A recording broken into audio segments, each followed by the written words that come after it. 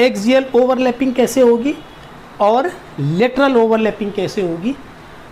को axial overlapping में sigma bond का फॉर्मेशन होगा और लेटरल ओवरलैपिंग में पाई बॉन्ड का फॉर्मेशन होगा।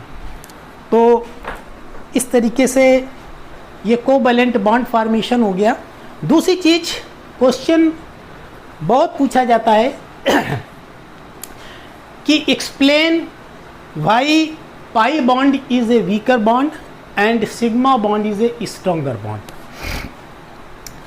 ये एक एग्जाम्पल है जहाँ पर दोनों बॉन्ड का फॉर्मेशन हो रहा है, सिग्मा बॉन्ड का भी फॉर्मेशन हो रहा है और पाई बॉन्ड का भी फॉर्मेशन हो रहा है क्या कि जब सिग्मा बॉन्ड फॉर्मेशन में इतनी ओवरलैपिंग हो रही है तो पाई बॉन्ड फॉर्मेशन में ओवरलैपिंग का कोई भी चांस नहीं दिख रहा। जब ये ऑर्बिटल एक दूसरे के बहुत पास आएंगी, जब बहुत पास आएंगी तब ये आ जा कर के ये ऑर्बिटल्स आपस में पाई बॉन्ड की ओवरलैपिंग कर पाएंगी।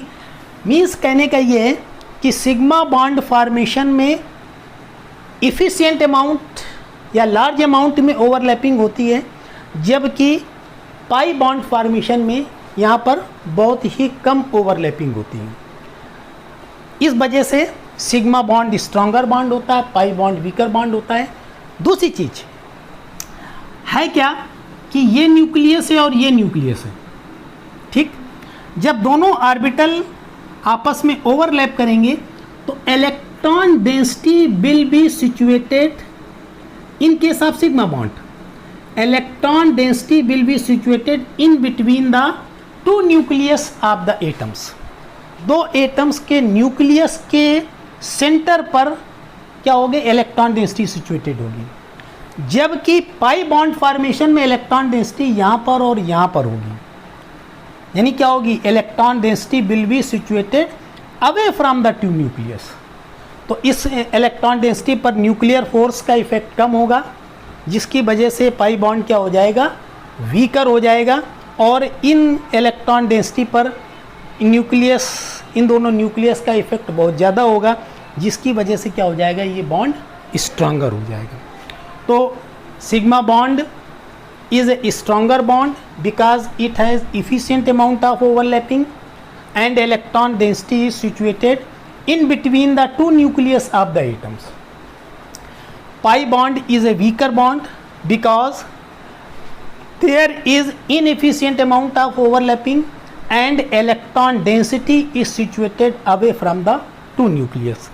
तो ये था किस तरीके से सिग्मा पाई और कोवैलेंट बॉन्ड का फॉर्मेशन होता है। एक क्वेश्चन और भी आता है कि describe the difference between sigma bond and pi bond. Describe the difference between the sigma bond and pi bond. एक टेबल बना लेते हैं।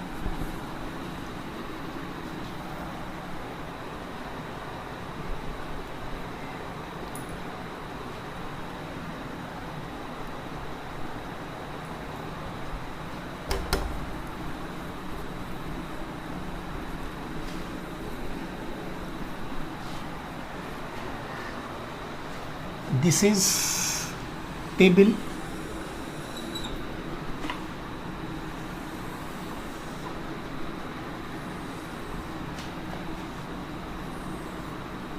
यहाँ पर सीरियल नंबर, सिग्मा बॉन्ड और this is pi bond. Number सबसे पहले नंबर 1, कैसे सिग्मा बॉन्ड का फॉर्मेशन होता है। Sigma bond is formed by the overlapping of half-filled atomic orbitals of different atoms through their internuclear axis, through their internuclear axis, या तुम कह सकते हो कि coaxial overlapping, coaxial overlapping. pi bond is formed by the overlapping of half filled atomic orbitals of different atoms at the right angle of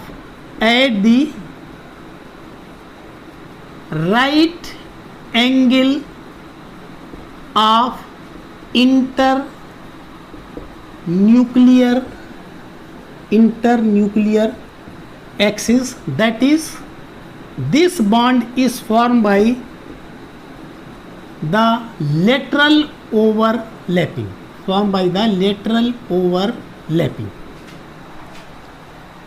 तो पहला point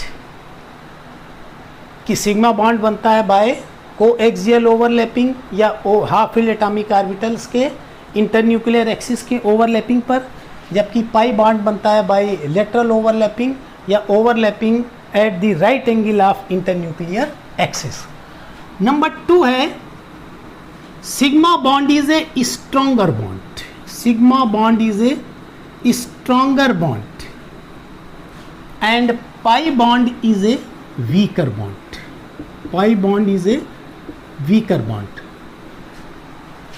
वही explanation है।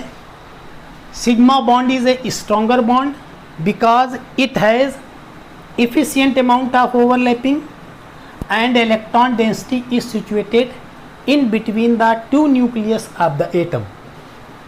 Pi bond is a weaker bond because there is inefficient amount of overlapping and electron density is situated away from the two nucleus. Number 3, sigma bond has independent existence.